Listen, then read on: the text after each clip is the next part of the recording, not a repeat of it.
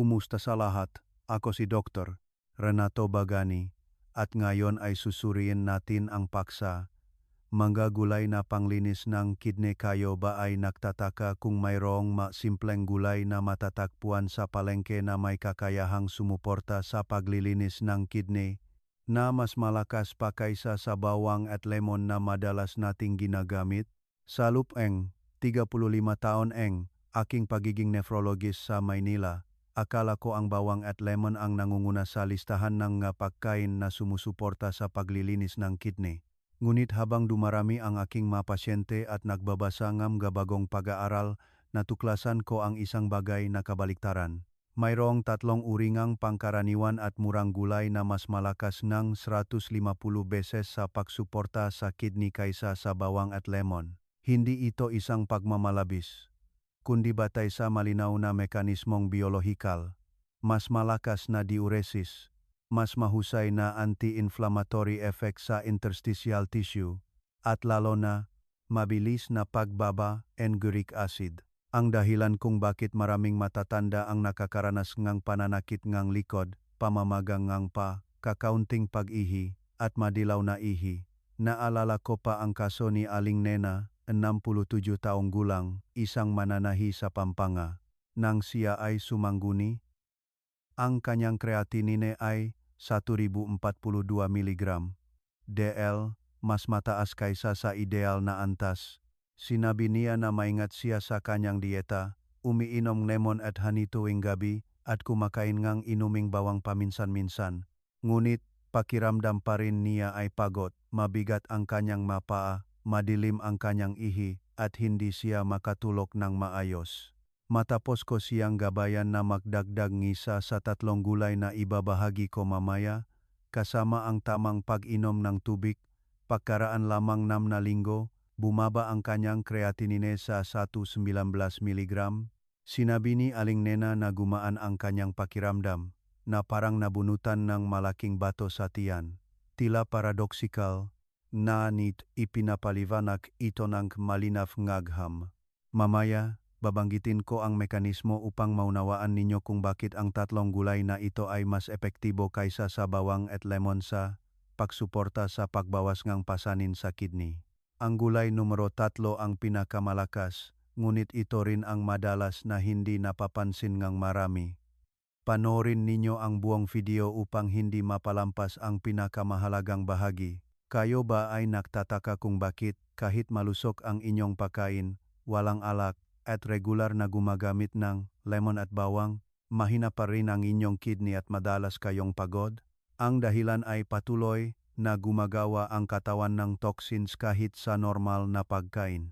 Toxins mula sa asukal at carbohydrates, toxins mula sa asin na naipon sa lupkam maraming taon, toxins mula sa pain relievers para sa pananakit kam kasukasuan, at lalo na ang napakapangkaraniwang ugaling pagpigil sa pag-ihi. Ang masalik na ito ay nagpapahirap sa kidney araw-araw. Kahit na regular kayong gumagamit ng bawang o lemon, overworked pa rin ang kidney. Kapag humina ang kidney, magbibigay ang katawan ng pamilyar na senyales. Pamamagangang paa, mabula o kakaunting ihi, pagtaas ng presyon ng dugo, at pagkapagod ng walang malinaw na dahilan. Kaya, para sa malusog na kidney, kailangan natin ng talagang angkop na sangkap, mabagay na makatulong sa kidney na mabawasan ang pasanin, mapalakas ang daloy ng dugo sa kidney, at mas mabilis na mag-detox. At ang 3 gulay na ibabahagi ko ay ang susi upang magawa iyon. Huwag kayong umalis sa video dahil ang mga kaalamang ito ay makakatulong sa kidney na gumaling ng malumanay araw-araw ng walang gastos. Unang bahagi, 3 gintong gulay na sumusuporta sa paglilinis ng kidney batay sa siyentipikong mekanismo. Gulay numero 1, sambong, natural na detoxifier, interstitial anti-inflammatory. Kayo ba ay nakakaalam na abang tumatanda ang katawan, lalo na paglampa enye suwaisant, ang pagbaba enye funksyon ng kidney ay isang natural na proseso enye pagtanda?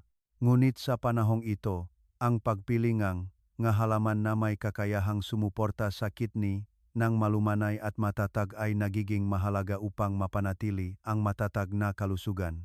Sa napakaraming pamilyar na gulay sa Pilipinas, lumalabas ang sambong bilang isang tahimik na manggagamot na madalas na minamaliit.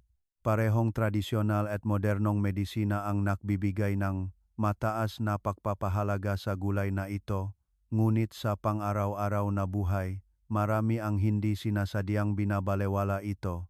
Mula pa noong sinaunang panahon, itinuring ng Pilipino ang sambong bilang isang halamang gamot na nagpapalamig, naglilinis ng lason, nagpapagaan ng pakiramdam, nagpapalambot ng dumi, at isang diuretic. Sa modernong pagsusuri, kinikilala ang sambong bilang isang gulay na may anti-inflammatory properties, nagre-regulate ng lymphatic process, at sumusuporta sa pagaling ng kidney sa natural na mekanismo. Sa katunayan, kapag pinag-aralan ng malalim, makikita ninyo na ang sambong ay nagtataglay ng maraming compounds na gusto ng kidney.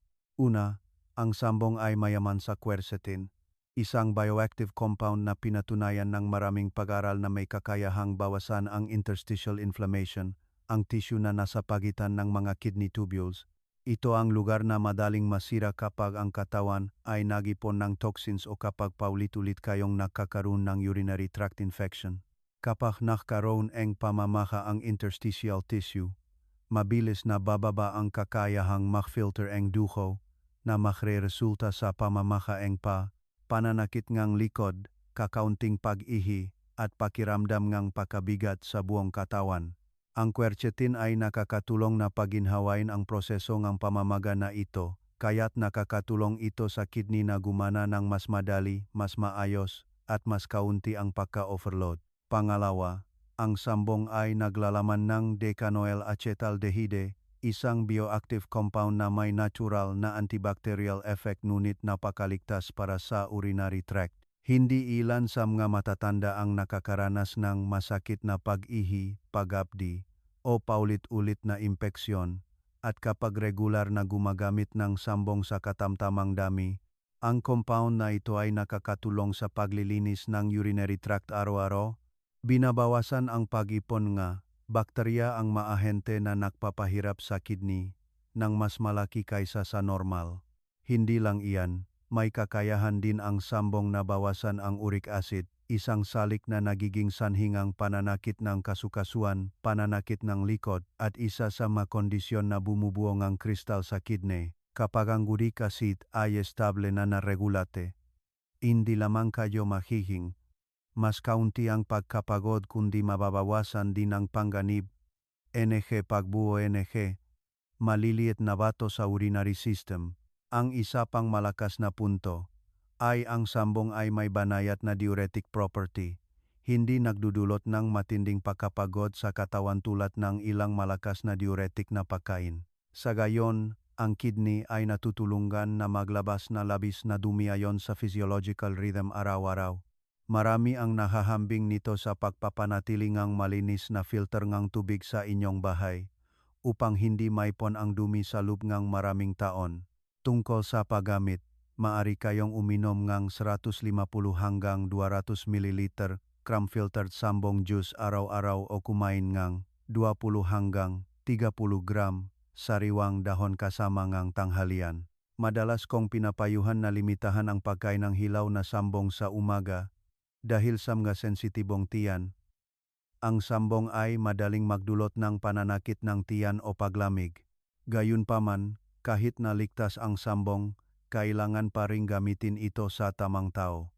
Ang mga may mahinang spleen stomach, madaling maktay, o mahina ang colon ay dapat gumamit ngang nilutong sambong o bawasan ang dami upang maiwasan ang digestive upset matapos ang edad na 60. Humihina na ang digestive system. Kaya, ang pagpili ngang tamang paraan ngang pagluluto ay minsan kasing halaga ngang pagpili ngang tamang gulay. Gulay numero 2, celery, nagpapatas ng daloy ng dugo sa kidney at nagpapababa ng pamamaga. Kung ang sambong ay may tendensiyang mag-detox, magpalamig, at mag-regulate ng ihi, ang celery naman ay kabilang sa grupo ng mga halaman na may kakayahang magpakain, magpagaling, at magpataas ngang sirkulasyon ng dugo sa kidney, isang mekanismo na lalong kailangan ng mga matatanda. Kapag lumampas sa edad na 50, ang maliliit na daluyan ng dugo sa kidney ay nagsisimulang lumiit. Bumababa ang elasticity at unti-unting bumababa ang daloy ng dugo sa kidney taon-taon. Kapag bumaba ang daloy ng dugo, bumabagal ang pagfilter ng glomeruli, madaling makaranas ngang pamamaga ang paa, matinding pagkapagod, hindi maayos na pagtulog, at mapurol na kutis. Kaya, ang pagpapataas ng sirkulasyon ng dugo sa kidney ang susi sa pagpapanatili ng matatag na function ng pagfilter ng hindi nagdudulot ng pressure sa katawan. Mataas ang pagpapahalaga sa celery dahil sa mataas na nilalaman nito ng apigenin, isang natural na compound na may malakas na anti-inflammatory properties, nagre-regulate ng oxidizing enzymes, naupoprotekta sa microvessels na kidney, at nagbabawas ng oxidative stress, isang pangunahing salik sa pagtandangam nga cell ng kidney. Salamat sa apigenin, ang celery ay nagiging isang gulay na may kapansin-pansing kakayahang magpatas ng daloy ng dugo sa kidney na tumutulong sa kidney na gumana ng maayos. Mas kaunti ang pagbara dahil sa pamamaga o stagnan na sirkulasyon. Gusto kong ibahagi sa inyo ang isang napakalapit na kwento, isang kaso na maaring makitang maraming nasa edad na sa kanilang sarili. Sa isang klinika sa Pilipinas, nakilala ko si Mang Tony, 54 taong gulang. Matagal na siyang may high blood pressure, madaling mapagod, at madalas sumasakit ang kanyang likod sa bahaging kidney. Ang kanyang creatinine ay 138 mg DL, isang antas na nagpapakita na nagsisimula nang maapektuhan ang kanyang kidney. Ang pangunahing dahilan ng mabilis na paghina kanyang kalusugan ay hindi lamang simpleng edad kundi nagmula sa ugali. Ang pagkain ng masyadong maalat, isang ugali na pinapanatili pa rin ng maraming matatanda dahil sa paniniwalang mas masarap ang pagkain kapag maalat. Gabay ko si Mang Tony na bawasan ang damingang asin sa 3 hanggang 4 gram bawat araw, at bukod pa rito, umiinom siyang 120 ml ng celery juice tuwing umaga, ngunit dapat itong inumin pagkatapos kumain ng kaunting tinapay o lugaw upang maiwasan ang pananakit ng tiyan.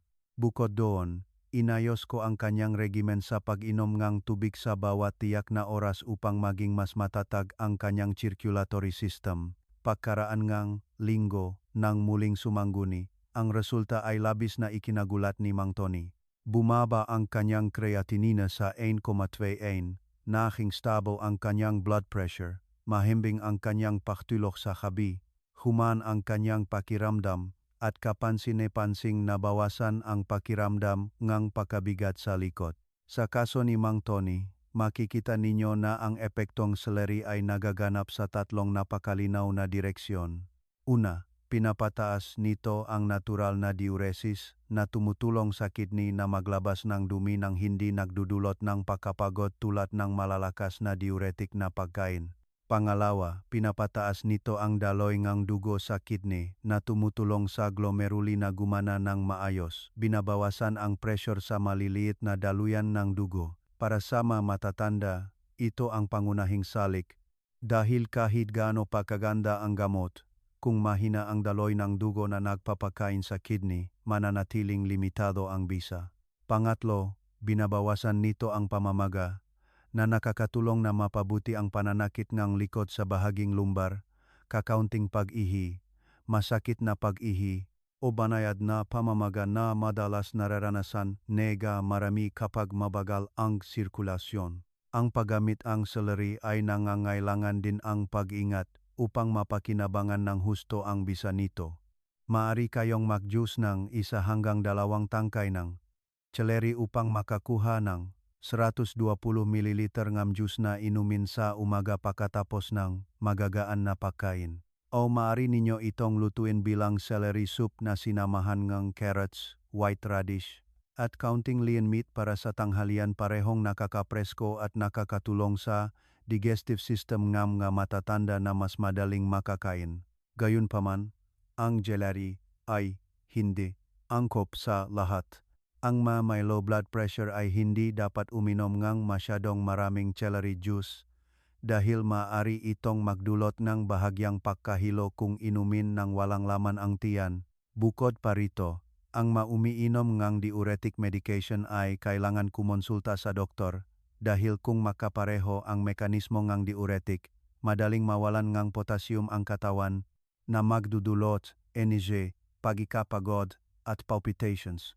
Ang may mahinang tiyan ay dapat ding bigyan ng prioridad ang nilutong celery upang maiwasan ang pananakit ng tiyan. Kung sa tingin ninyo ay kapakipakinabang ang pagbabahaging ito, mangyaring makomento ng dalawa sa ibaba. Ito ang simpleng paraan upang malaman ko na interesado pa rin kayo at kasama sa paglalakbay tungo sa malusog at may kalidad na buhay araw-araw.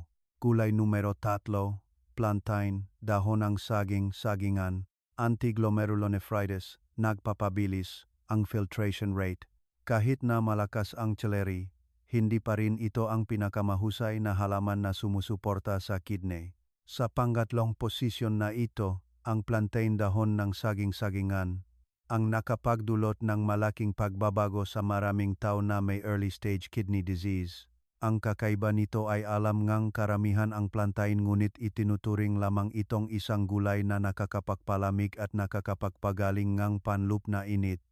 Ilan lamang ang nakakaalam na kapag ginamit ng tama, direkta itong nakakapekto sa glomeruli, ang lugar na nagpapasya sa kalusugan ng buong function ng pag-filter ng dugo. Isang malaking pag-aral sa China ang nagtala na ang kakayahan ng plantain na magpatas ng kidney filtration ay mas mataas pa kaysa sa vitamin C. Maaring simple itong pakinggan, ngunit sa mga matatanda, ang pagpapataas ng filtration rate ay nangangahulugang pagbawas ng pasanin sa kidney, pagbawas ng pagbara ng dumi, at pagpapabuti ng madalas na pagkapagod. Maaari ninyong isipin na araw-araw, ang kidney ay nagfi-filter ng dandang litro ng dugo. Kapag may chronic inflammation ng interstitial tissue ng kidney, kahit kaunting pagbaba lamang sa filtration flow, agad na lumilitaw ang mga pamilyar na senyales tulad ng masakit na pag-ihi, kakaunting pag-ihi, madilim na ihi, pagkabigat sa ibabang bahaging tiyan, at pananakit ng likod. Ito ang lahat ng sintomas na madalas kong nararanasan sa mga nasa edad at matatanda. Sa komposisyon ng plantain ay may acubin, isang napakalakas na anti-glomerulonephritis agent. Dahil sa acubin, may kakayahan ang plantain na suportahan ang filtration function sa tatlong direksyon. Una, binabawasan nito ang proteinuria, ibig sabihin, binabawasan ang paglabasang protina sa ihi sa mga pulang senyales ng early kidney failure. Pangalawa, pinapataas nito ang GFR, glomerular filtration rate, ibig sabihin, pinapabilis ang filtration rate ng glomeruli na tumutulong sa dugo na malinis ng mas regular. Pangatlo, pinapalamig nito ang urinary tract na nakakatulong na mabawasan ang pagbuo ng deposito, binabawasan ang pakiramdam ng pahapdi o discomfort sa bawat pag-ihi. Mula sa pananaw ng isang profesional, madalas kong inihahalin tulad ang epekto ng plantain sa pagbibigay ng bagong hininga sa kidney. Kapag nabawasan ang pamamaga ng interstitial tissue, mas magaan ang daloy ng dugo sa glomeruli, mas mabilis na naalis ang dumi, at nababawasan din ang pamamaga sa buong ibabang bahagi ng tiyan. Para sa marami, ang pagbaba lamang ng pakiramdam ng pagkabigat sa lumbar region at pagpapabuti ng kulay ng ihi ay malaking pagbabago na sa pang-araw-araw na buhay. Tungkol sa paggamit, maari kayong magpakulo ng 10 hanggang 15 gram pinatuyong plantain o gumamit ng humigit kumulang 30 gram sariwang plantain upang lutuin bilang inumin sa araw. Kapag inihahanda, huwag pakuluan ng masyadong malapot dahil kung masyadong malapot ang inumin, madaling umihi ng mas madalas kaysa sa kinakailangan na nagreresulta sa pagkawala ng mineral, pagkapagod at pagkatuyong katawan. Ang pinakaangkop na tao para gumamit nga plantain ay ang mga madalas makaranas nga masakit na pag-ihi, paghapdi, panlup na init, madilim na ihi, o ang mga uminom ng kaunting tubig na nagreresulta sa banayad na deposito sa kidney.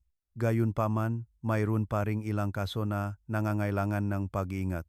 Ang manakakaranas ngang pagtatay ay dapat limitahan ang paggamit ng plantain dahil ang diuretic effect ng halamang gamot na ito ay maaring magdulot ng mas mabilis na pagkawala ng tubig sa katawan. Bukod pa rito, ang umiinom ngang malalakas na diuretic medication ay kailangan kumonsulta sa doktor bago idagdag ang plantain sa kanilang pang-araw-araw na ugali upang maiwasan ang labis na diuresis. Ikalawang bahagi, ang kidney filtration trio day and night. Kayo ba ay nakakalam na noon, marami ang pamilyar lamang sa bawang o lemon bilang mga ahente na may antioxidant at banayad na detoxifying properties. Ngunit sa clinical practice, napansin ko na ang tatlong gulay na tinatalakay natin ay gumagana sa mas malalakas at mas malalim na mekanismo. Hindi tulad ng mga pamamaraan na nakakapekto lamang sa ibabaw. Ang tatlong gulay na ito ay nagre-regulate ngang buong filtration rhythm ngang kidney sa mas malumanay, mas matatag, at mas stable na direksyon lalo na itong kapakipakinabang para sa mga nasa edad at matatanda. Tungkol sa mekanismo, mayroon tayong apat na napakalinaw na direksyon ng epekto. Una, pinapataas nito ang daloyng dugo sa kidney na tumutulong sa glomeruli na makaroon ng sapat na pressure upang mag-filter ng regular at mas kaunti ang pagkapagod. Pangalawa, pinapataas nito ang natural na diuresis na tumutulong na maalis ang natutunaw na dumi ng mas mabilis at mas malinis. Iniwasan ang pag-ipon na nagre-resulta sa pamamaga o ang karaniwang pakiramdam na pakapagod sa mga matatanda. Pangatlo, mayroon itong anti-inflammatory effect sa interstitial tissue ng kidney, binabawasan ang pananakit ng likod, binabawasan ang masakit na pag-ihi, binabawasan ang deposito, at binabawasan ang uric acid, mga salik na nag-ambag sa panganib ng gout o pangmatagalang pinsala sa kidney. Pangapat, ibinabalik nito ang urinary tract sa balanse, binabawasan ang init, pagbara, at pagbara. Sa maraming sesyon ng pagpapayo, madalas kong inihahalin tulad ang kidney sa pinakamahusay na water filtration factory sa katawan. Kung isipin ninyo na ang bawang at lemon ay parang paglilinis lamang ng salamin, pagpapaliwanag ng panlabas na bahagi, ang tatlong gulay na sambong, celery, at plantain naman ay parang paglilinis ng buong sistema ng tubo, conveyor belt, at pangunahing filter. Kapag ang pinakamaliit na bahaging sistema ay gumagana ng maayos, ang pangkalahatang function ng kidney ay nagiging mas maayos at mas malusog. Kaya, ang grupo ng gulay na ito ay hindi lamang sumusuporta sa detoxification kundi nakikilahok din sa pag-optimize ng buong prosesong filtration na nagaganap araw at gabi ng walang tigil. Naalala ko pa nang malinaw ang kaso ng isang 80 taong gulang na lolo mula sa Cavite na aking sinamahan. Siya ay may maayos na pamumuhay, ngunit kamakailan ay madalas siyang pagod, mabigat ang ibabang bahagi ng tiyan, at kakaunti ang kanyang ihi. Gabay ko siya na panatilihin ang isang simpleng ugali. Tuwing umaga, uminom ang isang tasa ng mainit na plantain tea, magdagda ang kaunting sambong sa tanghalian, at gumamit ang nilutong celery sa hapon upang maiwasan ang pananakit ng tiyan. Regular siyang sumunod araw-araw nang hindi nagmamadali, hindi labis-labis, kundi matiyaga lamang sa loob ng 3 buwan. Nang muling sumangguni, sinabi ng kanyang doktor na lubos na bumuti ang function ng kanyang kidney, naging mas malinaw ang filtration index, at ang kanyang pangkalahatang kalusugan ay parang mas bata ng 10 taon. Ang kaso na iyon ay nagpatibay sa akin ng isang bagay. Kapag alam natin kung paano gamitin ng tama ang angkop na gulay, kapag alam natin kung paano bawasan ang pasanin sa kidney sa tamang oras, ang organ na ito ay gagaling ng mas malakas kaysa sa inaakala ninyo. Kung sa tingin ninyo ay kapakipakinabang ang pagbabahaging ito, mangyaring makomento ngang apat sa ibaba. Ito ang simpleng paraan upang malaman ko na interesado pa rin kayo at kasama sa paglalakbay tungo sa malusog at may kalidad na buhay araw-araw. Ikatlong bahagi, mga tips sa paglalapat. Ayon sa biological clock, nagpapataas ng bisa ng 30,40% sa pangangalaga sa kidney para sa matatanda, Palagi kong binibigyang diin na sa parehong gulay, sa parehong paraan ngang pagluluto, ngunit ang bisa ay lubhang makakaiba depende sa oras ngang paggamit. Hindi ito isang misteryo kundi simpleng gumagana ang ating katawan ayon sa biological clock. Kapag alam ninyo kung paano pumili ngang tamang oras, kahit maliit na dami lamang ay makakalikha ng mas malaking epekto. Kaya nga madalas kong sinasabi na ang paggamit sa tamang oras ay mas malakas pa kaysa sa pagdobleng dosis. Sa umaga, nagsisimulang lumipat ang katawan mula sa estadong pamamahinga patungo sa aktibidad. Ang magadaluyan ng dugo sa panahong ito ang may pinakamahusay na kakayahang lumuwag sa buong araw. Ito ang ideal na oras upang bigyan ng prioridad ang paggamit ng celery.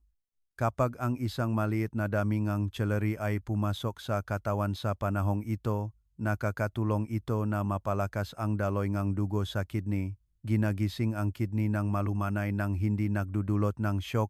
Maari kayong gumamit ng 1 hanggang 2 tangkay na ginawang humigit kumulang 120 ml ng juice na inumin pagkatapos ng almusal, 15 hanggang 20 minuto. Para sa mga may mahinang tiyan, sa halip na i-juice, dapat ninyong lutuin ito bilang malabnaw na sopas upang mas madaling maabsorb at hindi magdulot ng pananakit ng tiyan. Para sa mga matatanda, ito ang paraan upang i-activate ang natural na filter ng kidney nang hindi nagdudulot ng pressure. Ang tanghali ay ang oras kung kailan pinakaaktibo ang katawan. Ang cardiovascular system, metabolic system, at filtration system ay lahat gumagana sa mataas na bilis. Sa panahong ito, madalas na kailangan ng kidney na iproseso ang maraming metabolic waste, kaya ang sambong ay pinakaangkop sa tanghali dahil nakakatulong ito na maglabas ng banayad na toxins at natural na diuretic. Maari kayong kumain ng humigit kumulang 20 hanggang 30 gramo ng sariwang sambong na kasama ng tanghalian o lutuin itong sambong soup na may tahong o lean meat. Ang mahalaga ay hindi dapat gumamit ng masyadong marami dahil ang sambong ay may pampalamig na katangian. Ang mga matatanda ay nangangailangan lamang ng sapat na dami upang makatulong sa banayad ngunit matatag na paglabas ng dumi, iniwasan ang labis na pag-ihi na nagdudulot ng pagkawalang electrolytes. Ang gabi naman ay ganap na ibang oras. Kapag nagsisimulang bumagal ang katawan, ang interstitial tissue ng kidney, na siyang madaling magkaroon ng pamamaga sa mga matatanda, ay madalas na may tendensyang magipon ng kaunting likido. Maraming matatanda ang nakakaranas ng masakit na pag-ihi sa gabi, pananakit ng likod, o hirap matulog dahil sa iritasyon ng interstitial tissue ng kidney. Ito ang oras kung kailan pinakamalinaw na lumalabas ang epekto ng plantain. Ang humigit kumulang 10 hanggang 15 gramo ng pinatuyong plantain na niluto bilang mainit na inumin bago mag 7 p.m. ay makakatulong na bawasan ang interstitial inflammation, paginhawain ang urinary tract, at mapabuti ang kalidad ng pagtulog. Madalas kong pinapaalalahanan ang mga matatanda na huwag uminom ng masyadong gabi na dahil maaari itong magdulot ng pagising sa gabi para umihi na makakaistorbo sa pagtulog. Napakahalaga ngang pagtulog para sa kidney dahil ito ang oras kung kailan pinakamalakas ang pagaling. Para sa mga may underlying medical conditions, mas kailangan ang pag-ingat sa pagayos ng dosis. Ang may high blood pressure ay maring gumamit ng lahat ng 3 uri ng gulay ngunit ang celery sa umaga ay dapat lamang humigit kumulang 60 hanggang 80 ml upang hindi bumaba ng masyadong mabilis ang blood pressure. Ang may diabetes ay dapat bigyan ng prioridad ang pagkain ng sambong sa halip na uminom ng juice upang maiwasan ang biglaang pagtaas ng blood sugar. Ang may stage 2 kidney failure ay kailangan lalo na maging maingat sa paggamit ng katamtamang dosis at limitahan ang pag-inom ng masyadong malapot na plantain upang hindi magdulot ng pressure sa mahina ng function ng filtrasyon. Sa proseso ng pagsusuri at paggabay, napansin ko na kapag alam ninyo kung paano pagsamahin ang mga pagkain ayon sa biological clock, mas mahusay ang tugon ng katawan. Hindi lamang mas gumaan ang kidney kundi bumubuti rin ang pagtulog. stable ang digestion, at kapansin-pansing nababawasan ang pamamaga ng paa, masakit na pag-ihi, o pagkapagod.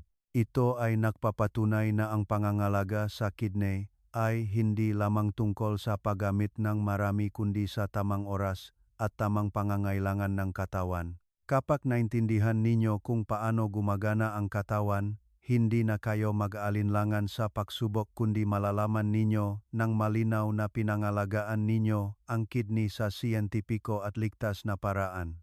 Ikapat na bahagi. Pang-araw-araw na formula para gawing masarap na pagkain ang 3 gintong gulay.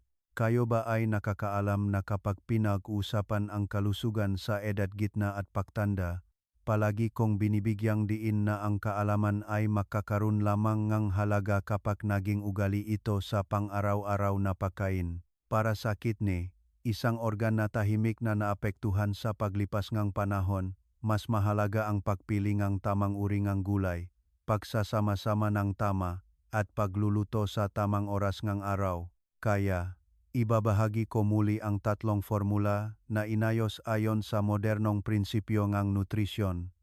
Pinagsasama ang tradisyonal na medisina at praktikal na karanasan ng mga Pilipino na makakatulong sa inyo na makakain ng masarap at mapangalagaan ang kidney ng matatag. 1. Pag-activate ng kidney sa umaga, warm celery, apple smoothie. Ang umaga ay ang oras kung kailan nagsisimulang bumilis ang circulatory system pagkatapos ng mahabang pagtulog. Para sa mga matatanda, ito rin ang oras kung kailan madaling bumagal ang pagsisimula ng kidney dahil sa pagpigil ng maliliit na daluyan ng dugo sa rehiyon ng kidney ayon sa biological rhythm. Kaya, napakahalaga na uminom ng isang mainit at magaan na inumin na nakakatulong na mapalakas ang daloy ng dugo sa kidney nang hindi nagdudulot ng pananakit ng tiyan. Ang prinsipyo ng smoothie na ito ay batay sa 3 salik: mainit, magaan, sumusuporta sa sirkulasyon. Ang celery ay may natural na apigenin na kapakipakinabang para sa sirkulasyon. Nagdaragdag ang berdeng mansanas ng soluble fiber. At ang mainit na tubig ay nakakatulong na bawasan ang cold na katangian at sumusuporta sa pag-absorb. Ang masangkap ay humigit kumulang 30 hanggang 40 gramo ng celery katumbas ng isang maliit na tangkay. 1,4 ng berdeng mansanas para sa natural na tamis at 100 ml ng mainit na filtered water. Lahat ay pinahalo at sinasala upang maging mas magaan sa tiyan. Ang mahalagang bagay na gusto kong ipaalala sa inyo ay huwag magdagdag ng anumang uri ng asukal, honey, o asin sa halo, dahil ang mga pampalasa na ito ay maaring magdulot ng pagbabago sa blood sugar at magpataas ng pasanin sa kidney. Inumin ito pagkatapos ng almusal, humigit kumulang 20 minuto. Sa panahong iyon, may digestive cushion na ang katawan, at ang kidney ay na-activate ng maayos, nang hindi nagdudulot ng pagkahilo o banayad na pagbaba ng blood pressure, isang bagay na madalas nararanasan ng maraming matatanda kapag umiinom ng juice nang walang laman ang tiyan. 2. Kidney detox sa tanghali, fresh sambong wraps. Ang tanghali ay ang oras kung kailan pinakaaktibo ang katawan. Ang sirkulasyon at metabolic processes ay mataas.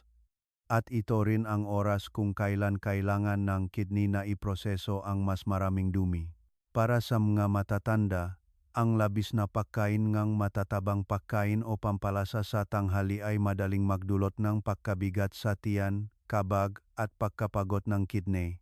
Kaya, pinili ko ang sambong, isang gulay na may detoxifying properties. Binabawasan ang interstitial inflammation, at sumusuporta sa natural na diuresis bilang pangunahing sangkap sa pagkain na ito.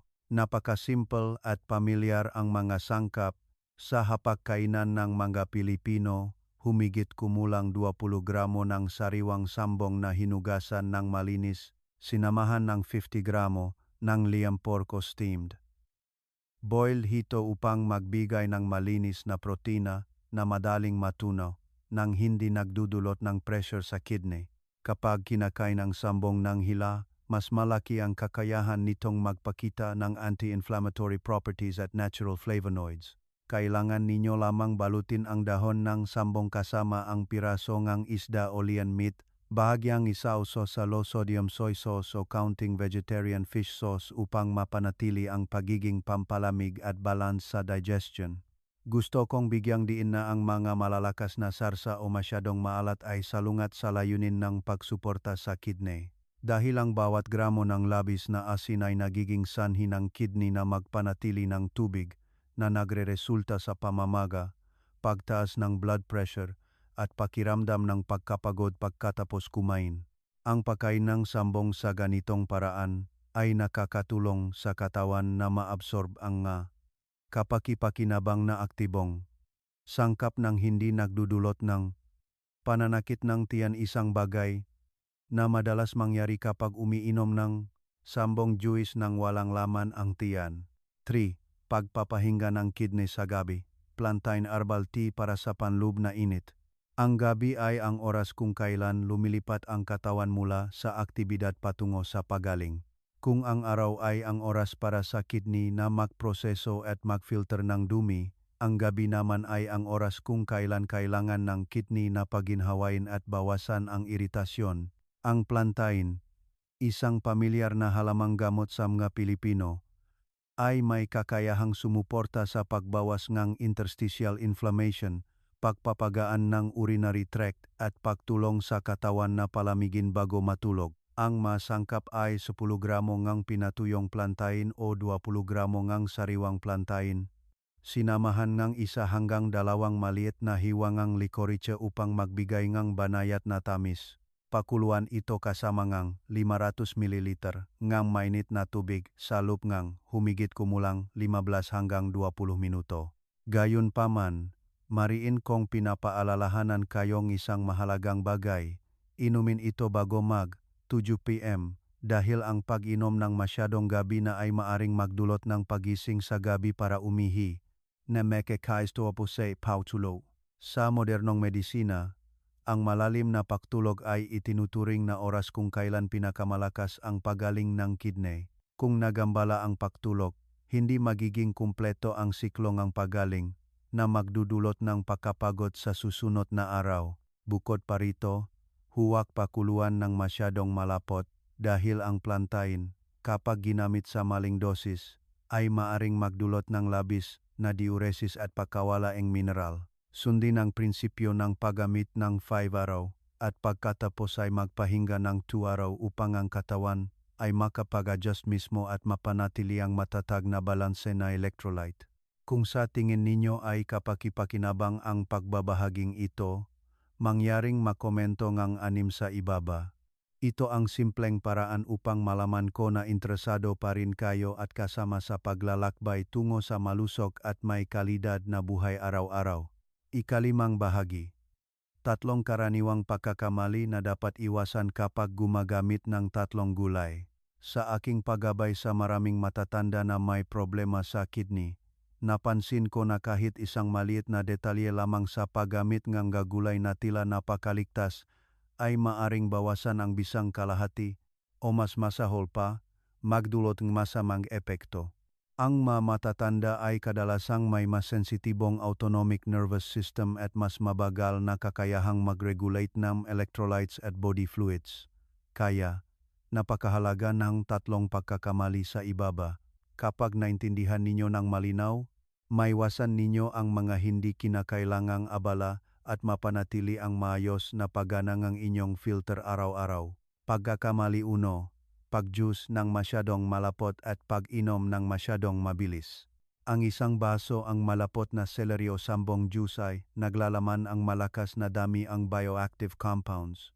Sa mga kabataan, madaling iproseso ito, ngunit sa mga matatanda, ang masyadong malapot na halo ay magdudulot ng pansamantalang kawalan ng balanse ng electrolyte sa katawan na nagreresulta sa pagkapagod, bahagyang paghahilo o pagbaba ng blood pressure. Nakatagpo ako ng maraming matatanda na nagbahagi na sa loob lamang ng ilang minuto ng pag-inom nang hihina na ang kanilang makamay at paa. Ito ay isang tipikal na senyales ng labis na mabilis na reaksyon ng katawan sa isang mataas na konsentrasyon ng aktibong sangkap. Ang tamang paraan ay palaging magalong 50 hanggang 70% na tubig at uminom ang maliliit na sips. Palaging uminom pagkatapos kumain, 15 hanggang 30 minuto, upang magkaroon ng cushion ang bituka na makakatulong sa mabagal at matatag na pag-absorb. Ito ay isang maliit na teknik ngunit nakakatulong na maiwasan ang halos lahat ng hindi kanais-nais na reaksyon sa mga matatanda. Pagkakamali 2. Pag-inom ng sambong ng gutom. Ang sambong ay may pampalamig na katangian, malakas na antibacterial property, at kapansin-pansing epekto sa paglilinis ng bituka. Kung iinumin ninyo ito nang walang laman ang tiyan, ang pampalamig na katangian at diuretic effect ng sambong ay madaling magdulot ng pananakit ng tiyan, paglamig o banayat na pagtatay. Ang mga matatanda ay may sensitibong lining ng bituka, kaya kahit maliit na pagkakaiba lamang sa oras ay agad na magre-react ang katawan. Ang tamang paraan ay palaging gamitin sa loob o pagkatapos mismo ang tanghalian. Ito ang oras kung kailan may sapat na enerhiya ang katawan upang tanggapin ang pampalamig na katangian ng sambong sa isang balanseng paraan nang hindi nagdudulot ng digestive upset. Kapag ginamit sa tamang oras, malinaw ninyong mararamdaman ang banayad na detoxifying effect ng walang pananakit ng tiyan o discomfort. Pagkakamali 3. Patuloy na paggamit ng plantain ng walang kontrol sa dosis. Ang plantain ay sikat sa pagiging malakas na diuretic at mahusay na anti-inflammatory, ngunit dahil sa pagiging malakas nito, mas kailangan ng matatanda na gamitin ito ng may prinsipyo. Kung iinumin ng masyadong malapot o gagamitin ng tuloy-tuloy sa loob ng 2 hanggang 3 linggo, maaring mawalan ng mineral ang katawan, magkaroon ng pulikat, pagkapagod o labis na pag-ihi sa gabi. Inisip ngang ilang matatanda na ang labis na pag-ihi ay mabilis na pag-detox, ngunit sa katunayan ay senyales ito nga labis na pagkuha ng tubig ng katawan. Ang tamang prinsipyo ay gamitin sa loob ng 5 araw at magpahinga ng 2 araw upang magkaroon ng oras ang kidney na magbalanse muli. Lubos na iwasan ng pag-inom pagkatapos enegrama 7 pm dahil magdudulot ito pag-ihi sa gabi na makakaistorbo sa pagtulog, at ang pagtulog mismo ang mahalagang natural na gamot para sa kidney. Ang isang taong regular na mahimbing na natutulog ay makakaroon ng mas malakas na kidney recovery rate kaysa sa isang taong hindi mahimbing ang pagtulog. Kapag naintindihan ninyo ang 3 pagkakamaling ito at inilapat ng tama, ang mapamilyar na gulay tulad ng celery, sambong, at plantain ay magiging napakabisa na matul sa pagsuporta sa inyo nang walang pagkapagod, nang walang pressure, at lalo na angkop para sa katawan ng mga matatanda. Ito ang sikreto upang pangalagaan ang kidney sa ligtas, siyentipiko, at matatag na paraan. Ika-6 na bahagi. Mga dapat tandaan kapag ginagamit ang 3 gulay. Sa yuktong ito, gusto kong umupo kayo ng komportable dahil napakahalaga ng susunod na nilalaman, lalo na para sa umiinom ng gamot o may matagal ng underlying medical conditions. Ang 3 gulay na celery, sambong, at plantain, bagamat ligtas, ay mayroon pa ring pharmaceutical na katangian na may malinaw na physiological effects sa sirkulasyon, metabolismo, at urinary system. Kung naunawaan ng tama, susuportahan nila ang kidney bilang isang maasahang kasama. Ngunit kung gagamitin ng mali, lalo na kapag mahina na ang katawan o sumasailalim sa paggamot, maaari kayong makaranas ng hindi kanais-nais na interaksyon. Kaya, ang bahaging ito ang kalasag na magpoprotekta sa inyo upang magamit ng ligtas, epektibo, at walang anumang panganib sa kidney. Ang may low blood pressure ay kailangan lalo na maging maingat. Ang celery ay may kakayahang magpaluwak ng daluyan ng dugo at magpababa ng blood pressure ng bahagya. Para sa mga malusog na tao, nagbibigay ito ng pakiramdam ng pagpapahinga. Ngunit para sa inyo na may low blood pressure, ang pag-inom lamang ng 120 ml ng celery juice sa umaga ay sapat na upang magdulot ng pagkahilo, panginginig ng kamay, o matinding pagkapagod pagkatapos mismo ng almusal. Inisip ng marami na ito ay detoxification ngunit sa katunayan ay hindi nakakaya ng katawan na ayusin ang blood pressure. Ang pinakamainam na solusyon ay gumamit lamang ng maliit na dami o lumipat sa nilutong celery dahil binabawasan na init ang malakas na epekto ng pagpaluwag ng daluyan ng dugo ng gulay na ito. Ang mauminom diuretic medication o antikoagulant ay kailangan din maging maingat. Ang sambong at plantain ay parehong natural na diuretic. Kapag sinamahan ng diuretic medication, madaling mawalan ng masyadong maraming potassium ang katawan na nagdudulot ng mabilis na tibok ng puso, pagkapagod o pulikat. Ang mga uminom ng antikoagulant ay may isa pang panganib dahil ang celery, kung gagamitin ng masyadong marami, ay maring magpataas ng epekto ng paklabnaw ng dugo at pahabain ang oras ng pagdurugo. Nakatakpo ako ang isang lolo sa Laguna na dahil lamang sa patuloy na pag-inom ng celery araw-araw habang umiinom ng antikoagulan ay nakaroon ng mas maraming pasa sa kanyang makamay at paa kaysa sa normal. Ang siyentipikong solusyon ay bawasan ang dosis ang gulay ang 50% at gamitin lamang sa loob ang 3 hanggang 4 na araw bawat linggo. Kung sumasailalim sa paggamot, dapat kayong kumonsulta sa doktor upang maiwasan ang makatulad na epekto o pagpapalakas ng epekto ng gamot. Ang manakakaranas ng pagtatay o irritable bowel syndrome ay hindi rin dapat gumamit ng 3 gulay na ito sa panahon na lumalala ang sintomas. Ang sambong ay may pampalamig na katangian at antibacterial effect at ang plantain ay malakas na diuretic. Kapag irritated ang bituka, ang pagdaragdag nga mapampalamig na salik o pagpapataas ng paglabas ay magpapahaba sa pagtatay. Mas malaking pagkawalan ng tubig, pagtaas ng pananakit ng tiyan, at maring magpahina pa sa katawan. Ang pinakasimpleng solusyon at pinakabisa ay pansamantalang itigil ang lahat ng 3 gulay at lumipat sa pag-inom ng mainit na tubig, pagdaragdag ng electrolytes, at pagkain ng mga madaling matunaw na pagkain hanggang sa maging stable muli ang digestive system. Ang masenyales na dapat ihinto kaagad ang alinman sa 3 gulay ay kasama ang pagkahilo, pagtaas ang pananakit ng likod, paglalang pamamagang paa o pakiramdam ng pagkahilo pagkatapos uminom. Ito ay mga senyales na ang kidney ay overworked o hindi nakaka-adapt ang katawan, hindi senyales ng pagaling tulad ng maling akala ng marami. Kapag nakaranas ng mga sintomas na ito, kailangan ninyong itigil kaagad at subaybayan ang katawan sa loob ng 24 oras. Kung hindi bumaba ang sintomas, dapat kumonsulta sa doktor upang muling masuri ang function ng kidney at electrolytes. Iniwasan ang paglalaeng kondisyon. Ang mapaalalang ito ay hindi upang takutin kayo, kundi upang matulungan kayo na maging mas proaktibo, malaman kung paano makinig sa inyong katawan, at gamitin ang 3 mahalagang gulay ng tama, ligtas, at pinaka-epektibo. Ito ay isang kombinasyon ng siyentipikong kaalaman at praktikal na karanasan ng mga matatanda na makatulong sa inyo na pangalagaan ang kidney nang hindi nagdudulot ng labis na pasanin sa katawan. Ika-7 bahagi, ang kwento ni Mang Ben at ang paalala. Nais kong ibahagi sa inyo ang isang kwento na lubos na nagpabago sa aking paraan ng paggabay sa mga matatanda sa paggamit ng mga gulay na sumusuporta sa kidney filtration.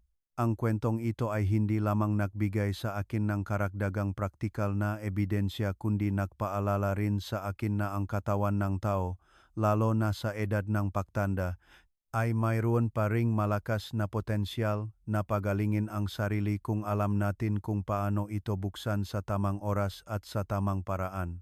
Si Mang Ben, 62 taong gulang, orihinal na mula sa Visayas ngunit matagal nang naninirahan sa Maynila. Nang una siyang sumangguni, malinaw kong naalala ang kanyang pagod na mukha at ang kanyang matagal nang kulang sa tulog ng mga mata. Ang kanyang creatinine nun ay 160 mg. DL. Ang kanyang ihi ay madilim na dilaw tulad ng malapot na tsaa, at ang kanyang pagtulog ay maikli at hindi mahimbing. Sinabi niya sa akin na kahit maikling lakad lamang ay nahihingal na siya at mabigat ang kanyang pakiramdam. Nang suriin ko at alamin ang kanyang nagawi sa pamumuhay, napansin ko na ang pinakamalaking dahilan ay hindi lamang sa kanyang hindi kontroladong dieta kundi sa labis na pagtatrabaho ng kidney sa loob ng maraming taon. Kaya, ginabayan ko siya na gamitin ang kidney support, trio ng gulay, celery sa umaga, sambong sa tanghali, at plantain sa gabi. Binigyang diin ko kay Mang Ben na ang paggamit ng gulay ay magiging epektibo lamang kapag sinamahan ng ugalingang pag-inom ng tubig ayon sa bawat tiyak na oras, pinananatili ang matatag na ritmo sa buong araw.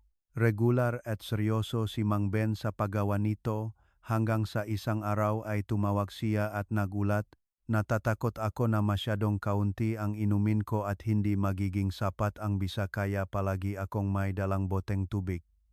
Pagkaraan ng 6 na linggo, ang resulta ng kanyang pagsusuri ay ikinagulat ko rin. Bumaba ang kanyang creatinine sa 110 mg DL, naging mas malinaw ang kanyang ihi, mas kaunti ang amoy, mahimbing at tuloy-tuloy ang kanyang pagtulog, bumalik ang kulay rosas sa kanyang mukha, at lalo na, halos nawala ang pakiramdam ng pagkabigat sa katawan. Nang marinig ko ang kwento ni Mang Ben, naramdaman kong gumaan ang aking pakiramdam na parang nabunutan ngang pasanin sa loop ngang maraming taon. Naintindihan ko na ang mabagay na isinulat sa mga siyentipikong libro ay minsan hindi kasing lakas ng pagbabago ng isang tunay na tao, isang tunay na katawan na nagsisikap gumaling araw-araw. At mula sa mismong kwento ni Mang Ben, lubos akong naniniwala na kapag ginamit ng tama, ang inyong katawan ay mayroon pa ring napakalakas na kakayahang gumaling mismo, kahit na matanda na kayo. At kung patuloy kayong nanonood hanggang dito, gusto kong anyayahan kayong mag-iwan ng numero 8 sa seksyon ng komento. Ito ang paraan upang malaman ko na nakakuha kayo ng mahahalagang kaalaman at nakita ninyong kapakipakinabang ito. Una, ang natural na diuresis, na tumutulong sa kidney na mag-detox ng malumanay ayon sa physiological mechanism nang hindi nagdudulot ng iritasyon o labis na pagtatrabaho. Pangalawa, binabawasan nito ang interstitial inflammation, kaya binabawasan ang pananakit ng likod at masakit na pag-ihi na nakakatulong sa inyo na umihi ng mas komportable. Pangatlo, pinapataas nito ang daloy nga dugo sa kidney, na sumusuporta sa glomeruli na gumana ng mas epektibo at stable kapag ginamit ng tama. Ang mga karaniwang benepisyo ay ang pagaan ng pakiramdam, pagbawas ng pamamaga, mas malinaw na ihi, mas kaunting pagkapagod ng katawan, mas mahimbing na pagtulog, at kapansin-pansing stable na blood pressure.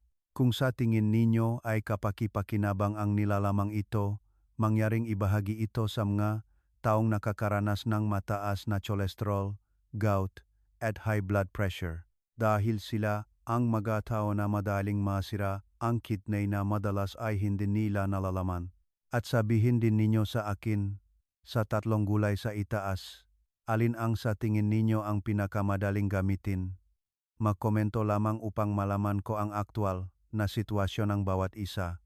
Panghuli, iniimbitahan ko kayo na basahin ang susunod na bahagi, 7 uri ng inuming halamang gamot na nakakapagpahinga sa kidney sa 1 linggo lamang. Ito ay magiging napakahalagang bahagi para sa kalusugan ng kidney, lalo na para sa mga matatanda. Subaybayan ito upang hindi mapalampas ang kapakipakinabang na nilalaman sa channel.